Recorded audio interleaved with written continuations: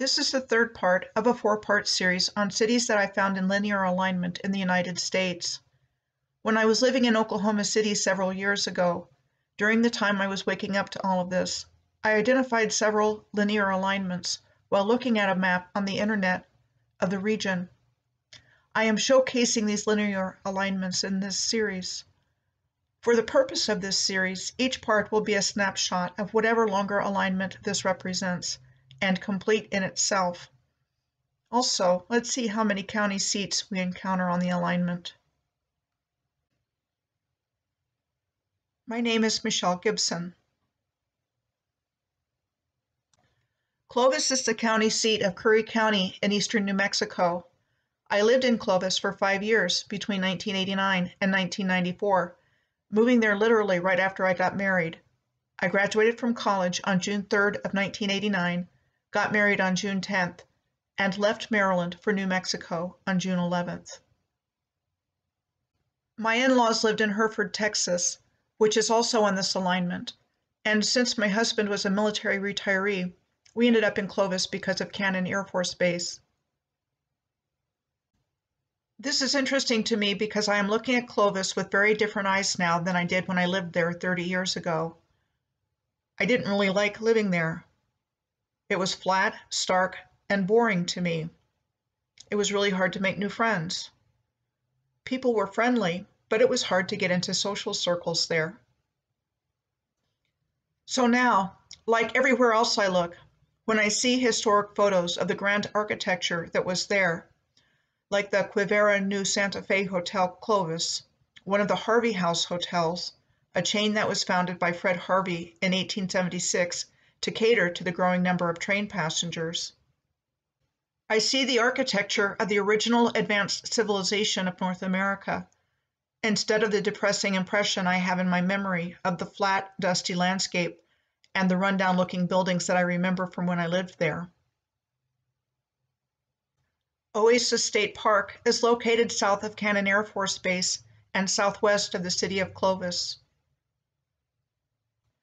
While it is described as a true oasis set among cottonwood trees and shifting sand dunes, what gets my attention are the cut and shaped megalithic stone blocks around the edge of the water.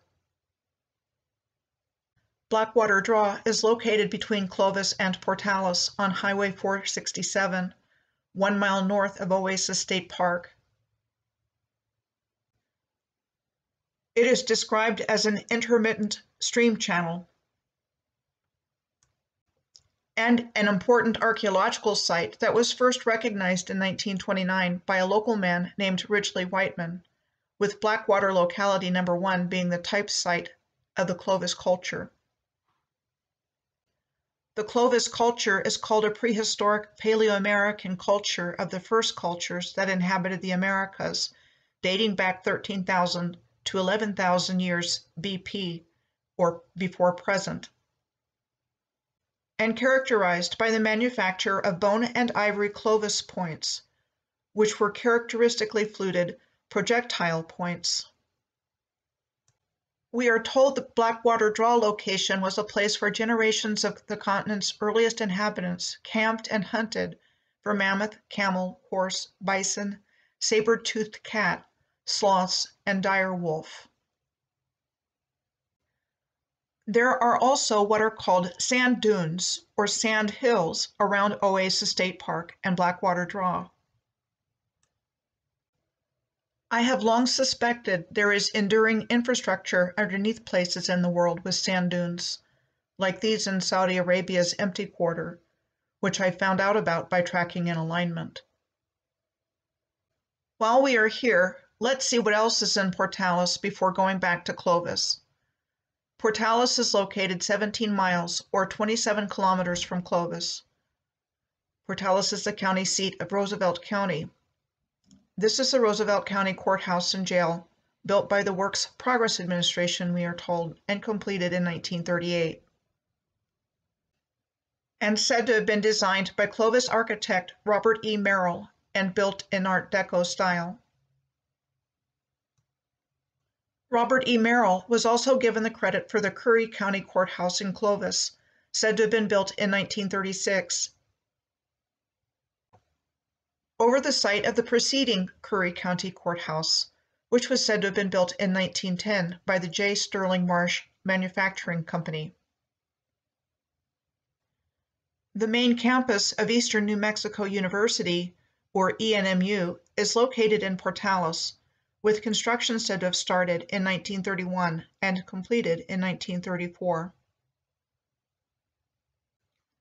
Apparently, on March 11th of 1978, downtown Portales was said to have caught on fire from an electrical short at the Sweet Potato Warehouse, the sparks from which blew into the original Tower Theater's air conditioning ducts, and by the time the fire was put out, 6 buildings were destroyed or damaged and caused $2 million to $3 million in damage. Nothing suspicious about the explanation for the start of that fire, right? Now back to Clovis. The history of Clovis began in 1906, we are told, when the Atchison, Topeka, and Santa Fe Railroad was being constructed through the area, and the railway engineers were ordered to select a town site.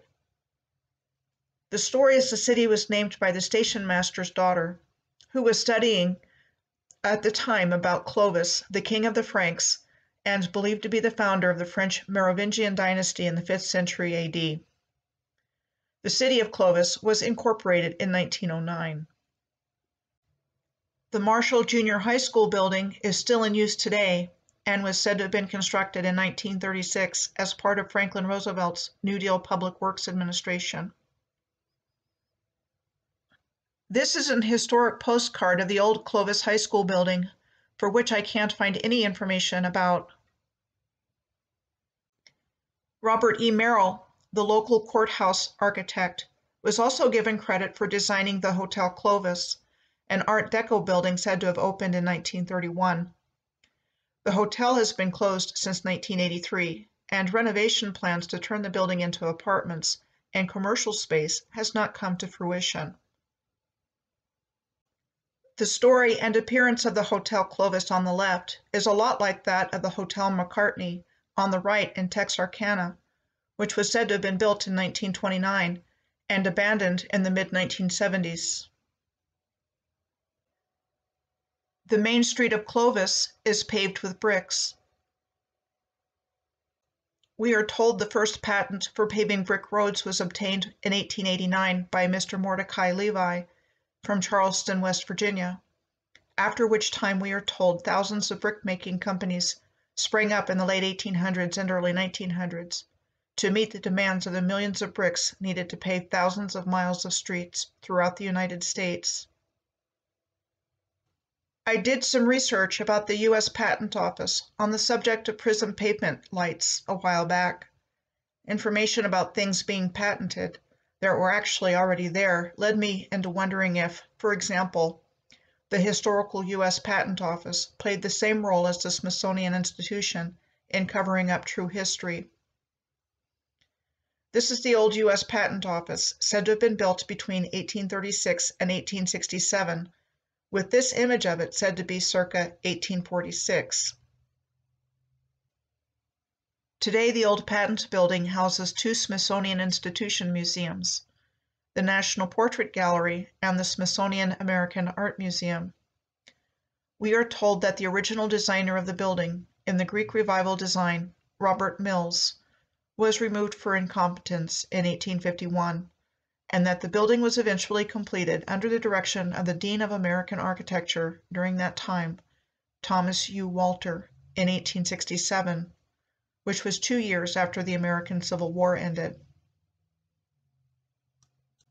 Then in 1877, a fire in the building's west wing destroyed some 87,000 patent models and 600,000 copy drawings.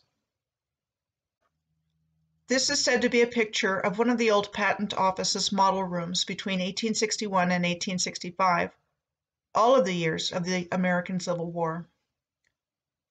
Food for thought. Hillcrest Park in Clovis is a 140-acre complex that has a sunken garden used for things like weddings,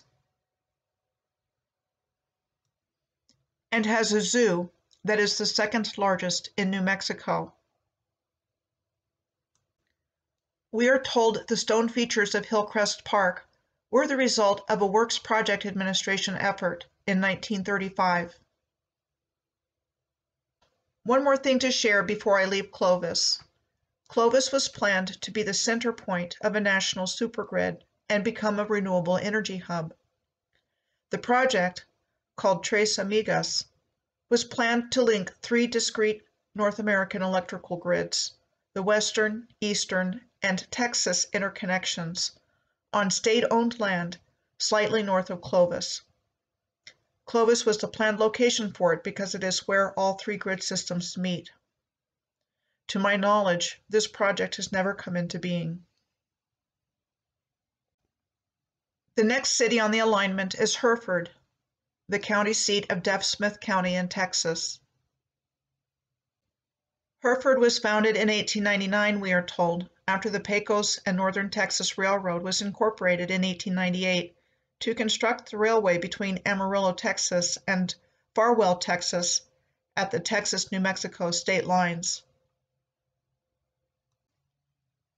Residents named the town Hereford in honor of the local Hereford cattle ranchers, cattle which originated from Herefordshire in England. Hereford is known as the beef capital of the world because of the large number of cattle fed in feedlots in the area. It sure smells like it. The memory of that pervasive manure smell is permanent. This is the Deaf Smith County Courthouse, said to have been built in 1910 by Chamberlain and Company in classical revival style, and the second marble courthouse built in the United States. Notice there are red brick streets in Hereford as well in the photo on the right. The county was named for Erastus Deaf Smith, a partially deaf frontiersman who played a part in the Texas Revolution of 1835 and 1836. This building served as the Hereford High School from 1926 until the new one was built in 1954, and is still in use today as the Stanton Learning Center. And this is a photo of Hereford's Old Central School, which was said to have been built in 1910. This was a picture of St. Anthony's Catholic Church in Hereford circa 1927, and St. Anthony's since 1951. How about this photo of Hereford Christian College sometime between the time it opened in 1902 and closed as a college in 1912? Before I leave Hereford for the next place on the alignment, I want to share where my in-laws were laid to rest in Hereford. My father-in-law, mother-in-law, aunt-in-law, and some others. Whether or not I liked living in this part of the world, I do have family memories and connections here. The next place I want to make a stop at on the way to Amarillo is Canyon, the county seat of Randle County. This is the old Randle County Courthouse in Canyon, said to have been built in the Texas Renaissance style between 1908 and 1909. Canyon is the location of West Texas A&M University, which was established in 1910. And Palo Duro Canyon, the second largest canyon in the United States. Here you can see the Texas musical in the summer with the history of Texas we have been taught. In the park's outdoor amphitheater, I noticed the stonemasonry all around the amphitheater stage. The feature in the canyon, known as the Lighthouse on the left, has a twin in Big Bend National Park in South Texas on the right. The next place on the alignment is Amarillo, the largest city in the Texas Panhandle and the seat of Potter County. There are two places that immediately come to mind when I think of Amarillo. One is the Cadillac Ranch, located just west of Amarillo on I-40. The Cadillac Ranch is described as a public art installation and sculpture by an art group known as Ant Farm. It was installed in the landscape in 1974. There are 10 Cadillacs, spanning the generations of the evolution of the car model's tail fin between the years 1949 and 1963. Over the years, the appearance of the Cadillacs has changed dramatically. The other place that I immediately associate with Amarillo is the massive signage next to I-40 advertising the Big Texan Steak Ranch. I don't remember ever eating there, but I sure remember the sign. And they advertise a free 72-ounce steak dinner for anyone who can consume it completely in 1 hour. If you can't complete the contest, you owe the Big Texan $72 for your 72-ounce steak dinner. There are large ranches in the Amarillo area. The oldest and still functioning today is the J.A. Ranch. It was founded in Palador Canyon on the outskirts of Amarillo in 1877 by Charles Goodnight, sometimes called the father of the Texas Panhandle, and John Adair, an Irish businessman. The Fort Worth and Denver City Railroad provided the needed freight service to contribute to Amarillo's growth as a cattle marketing center in the 19th century. The railroad was chartered by the Texas legislature in 1873 and operated from 1881 to 1982. The location for Amarillo was established in 1887, when we are told that the location was chosen for being on a well-watered section of the Fort Worth and Denver City Railroad, which had begun building across the Texas Panhandle. Originally named Oneida, the city that later became known as Amarillo was immediately chosen as the seat of Potter County in 1887. The drawing on the left was said to be of the 1896 Potter County Courthouse. The building, located at 5th Avenue and Bowie, had the tower and 3rd floor removed. It was used by the Texas DMV for a while, and it looks like the building is still standing, according to Google Earth, pictured on the right. This postcard depicts the 1906 Potter County Courthouse. The 1932 Potter County Courthouse was said to have been designed by an Amarillo architectural firm in Art Deco style and built between 1930 and 1932 with a crew of more than 500 local laborers. Then, after only 54 years of use, the 1932 Potter County Courthouse was replaced yet again by the current courthouse, which was said to have been built between 1984 and 1986. By the late 1890s, Amarillo was one of the busiest cattle shipping points in the world, and its population was growing significantly. This illustration was said to depict Amarillo's downtown business district in 1912. This photo was of Amarillo's Grand Opera House in 1910. We are told it was destroyed by fire in 1919. The natural gas and oil industries started to come to Amarillo when natural gas was discovered here in 1918. The U.S. government purchased the Cliffside gas field, which had a high helium content, in 1927, and was the sole producer of commercial helium for a number of years. The U.S. National Helium Reserve is stored in the Cliffside gas field's Bush Dome Reservoir. The oldest private school in Amarillo is St. Mary's Cathedral School. The current building originally looked like this and became the location in 1913 of what was then called the St. Mary's Academy. Polk Street is the downtown historic district of Amarillo. The former Herring Hotel is on Polk Street. It was said to have been one of 3 oil boom era hotels built in the 1920s. Though the Herring Hotel is the only one of those 3 hotels that is still standing, it was abandoned in the 1970s. Moving northeast out of Amarillo along the alignment, just 17 miles or 27 kilometers away, we find Pantex, the primary nuclear weapons assembly and disassembly facility of the United States. It is a major national security site, and its grounds and airspace are strictly controlled. The country's largest federally owned wind farm is at the Pantex plant, and the construction of which was part of an effort to reduce carbon emissions by federal agencies.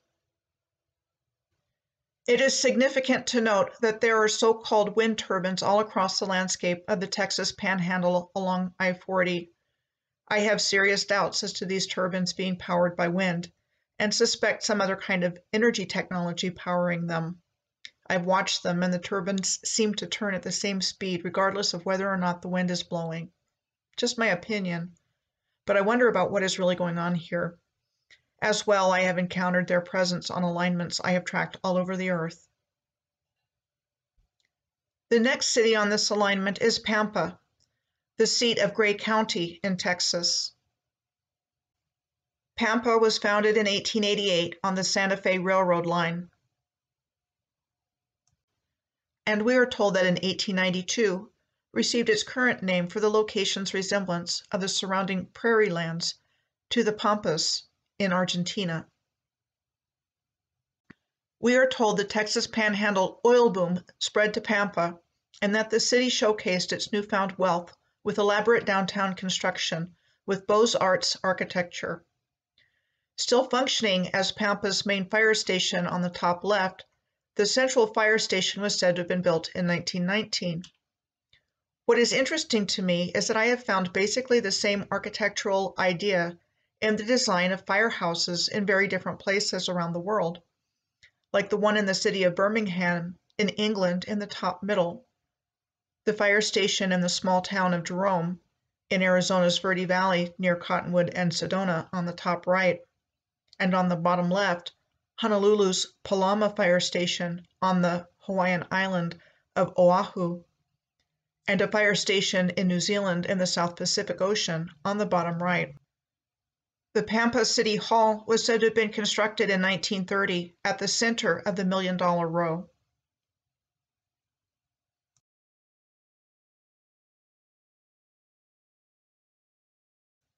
The Gray County Courthouse, also on the Pampa's $1 Million Row, was said to have been completed in 1929 and designed by Amarillo architect W.R. Kaufman. It's telling that they painted the year on the building. Frequently, they at least engrave it when they are falsely taking credit for building the architecture. Downtown Pampa has red brick streets as well. The next place we come to on this alignment is Woodward, the seat of Woodward County in Oklahoma.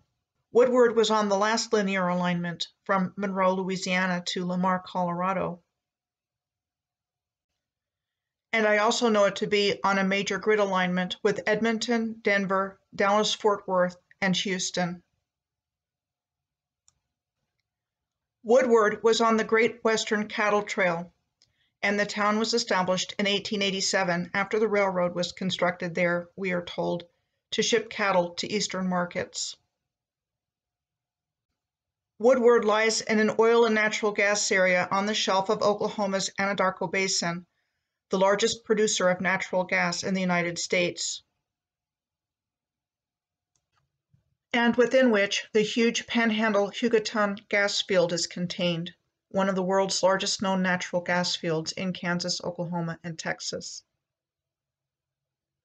One of the largest deposits of iodine in the world underlies many portions of Woodward County and is the only commercial source of iodine in the United States.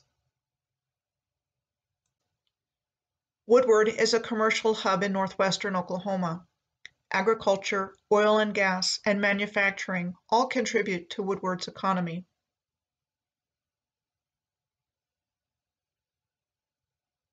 The original Woodward County Courthouse was said to have been designed by architect J.W. McNeil and J.R. Cottingham and built in 1901 by J.C. Blair Construction Company, only to be replaced in 1937 by a new courthouse, said to have been designed by architects Tonini and Bramlett and constructed by Bass & Sons Construction Company as part of a New Deal Public Works Administration project. There are 3 black granite cornerstones at the southeast corner of the building, with information to support those claims, as well as Freemasonic involvement.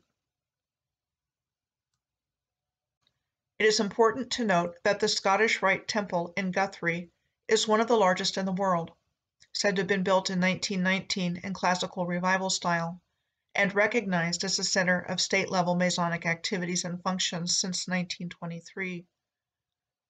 What might some of those activities and functions have been, I wonder, and how might it relate to the cover-up of the original ancient advanced Moorish civilization?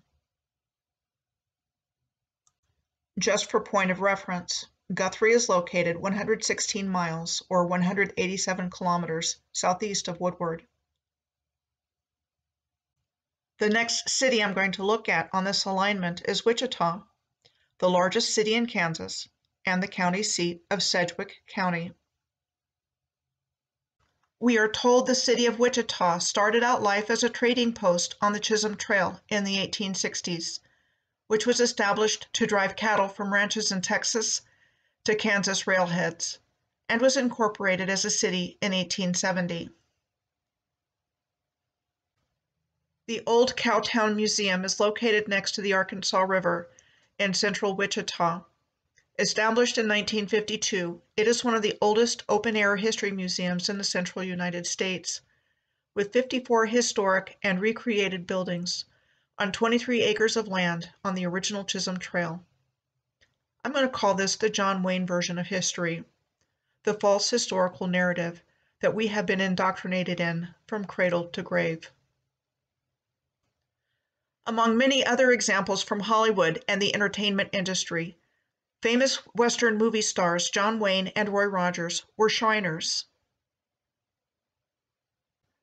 For that matter, so were Franklin Delano Roosevelt and Harry S. Truman, as well as other U.S. presidents. Shriners are comprised of 32nd and 33rd degree Freemasons, the highest degrees of Western Freemasonry, also known as the ancient Arabic order of the Nobles of the Mystic Shrine. These are the Prince Hall Shriners of the ancient Egyptian Arabic order of the Nobles of the Mystic Shrine. Moorish Masonry has 360 degrees of initiation, 327 more than Freemasonry.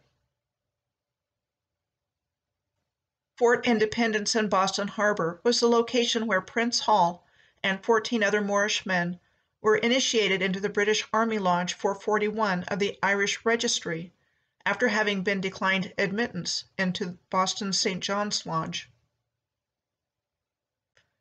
He was the founder of Prince Hall Freemasonry on September 29th of 1784 and the African Grand Lodge of North America.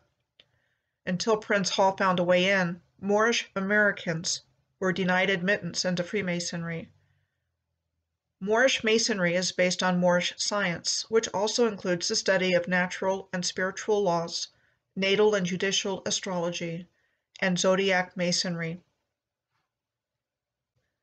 This is where the perfect alignments of infrastructure on Earth with the sky comes from, the consummate alignment of Earth with heaven that is seen around the world, like the lunar roll along the top of this recumbent stone in Crouthie Moor in Scotland. Monument rocks, also referred to as the Chalk Pyramids, are located northwest of Wichita in Gove County, towards the western part of the state, and are designated a National Natural Landmark. The interesting thing here are the solar and lunar alignments found here.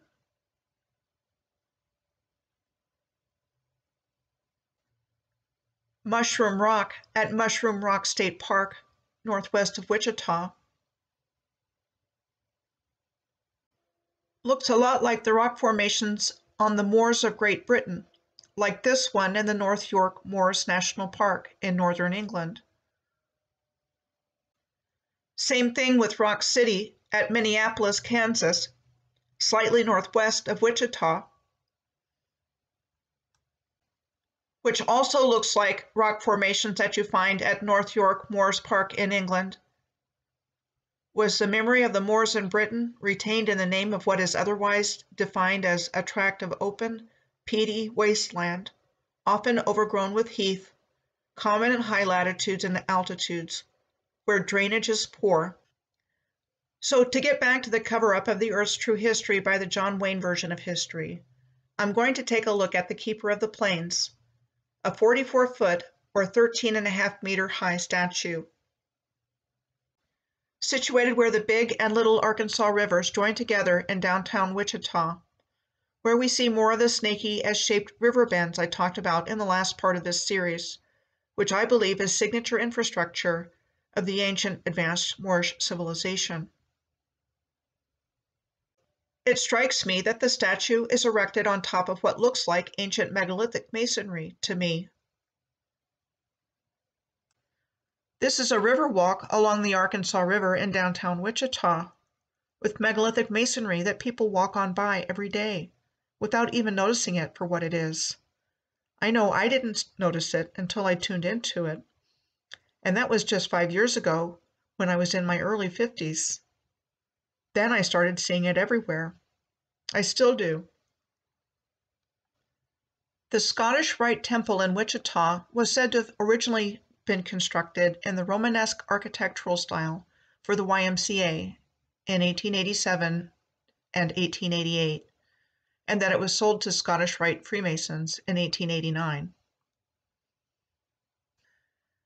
Wichita's Orpheum Theater, which is still in use today, opened on September 4th of 1922 and was part of the vaudevillian Orpheum circuit, with well-known vaudeville stars performing there, like Harry Houdini, Eddie Cantor, and Fanny Brice. A Kiljan theater pipe organ used to be there.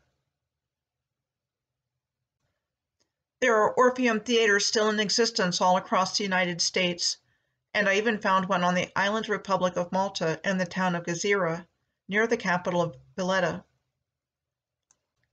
Orpheus was a musician and poet in ancient Greek legend, said to have had the ability to charm all living things and even stones with his music. What exactly caused us to go to sleep and forget who we are and what we were? How has the false information we have been taught all our lives been reinforced?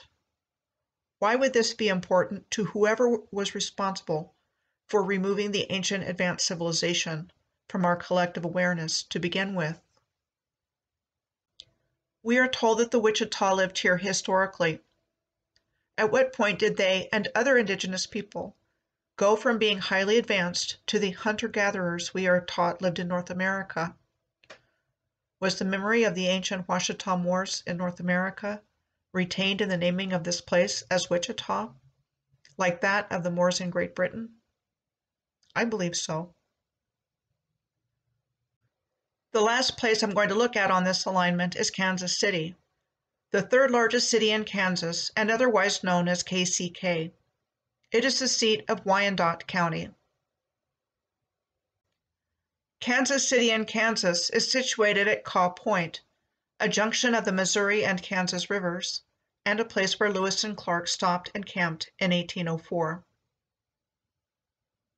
It was here that Clark reported encountering a great number of parrot-queets.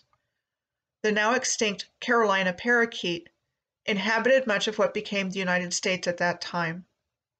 The last known Carolina parakeet died in captivity at the Cincinnati Zoo in 1918, and the species was declared extinct in 1939. KCK was first incorporated in 1872, and then again in 1886 when the new KCK was formed through the consolidation of 5 municipalities. KCK was said to have seen explosive growth as a streetcar suburb of Kansas City, Missouri, located right across the Missouri River, and the largest city in Missouri. Kansas City, Missouri, we are told, once had one of the most extensive streetcar systems in North America. We are told that horse-powered streetcars were introduced in 1870, and that some early routes were powered by underground cables, like those of San Francisco. By 1908, all of Kansas City's streetcar lines, except for one, was powered by electricity. The last of its 25 streetcar routes was shut down in 1957 to be replaced by buses. The current Wyandotte County Courthouse in KCK was said to have been built in neoclassical style between 1925 and 1927 by the Kansas City architectural firm of White and White, to replace the county courthouse that was said to have been built in 1882. We are told the Rosedale Arch, dedicated in 1924 and said to have been inspired by the Arch de Triomphe in Paris, was erected as a memorial to honor the men of the Rosedale neighborhood of Kansas City who had served in World War I. The Wyandotte High School, still in use today, was said to have been built in the 1936 to 1937 timeframe by the New Deal Works Progress Administration and the KCK Board of Education. Across the river system, Kansas City, Missouri was incorporated as a town on June 1st of 1850 and as a city on March 28th of 1853.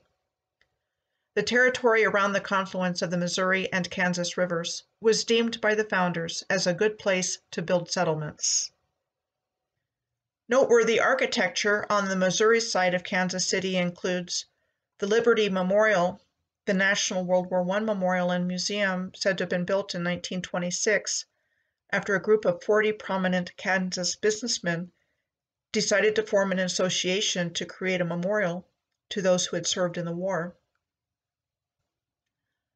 Construction on the Union Station in Kansas City, Missouri was said to have started in the early 1900s and that it opened in 1914, operating as a train station until 1985.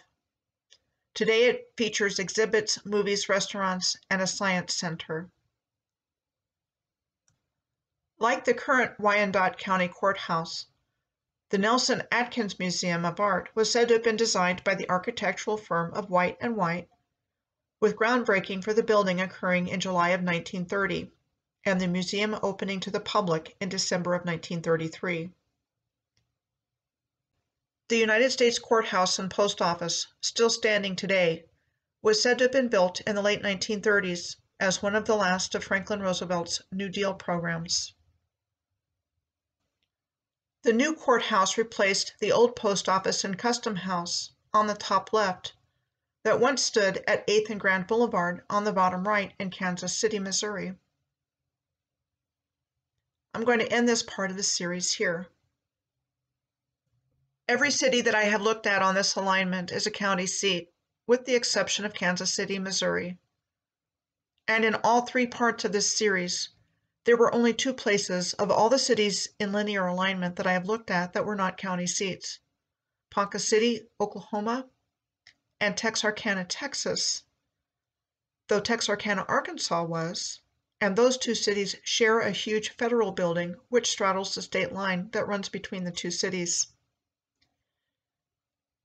Is this finding the result of coincidence or the result of intentional planning of the original civilization?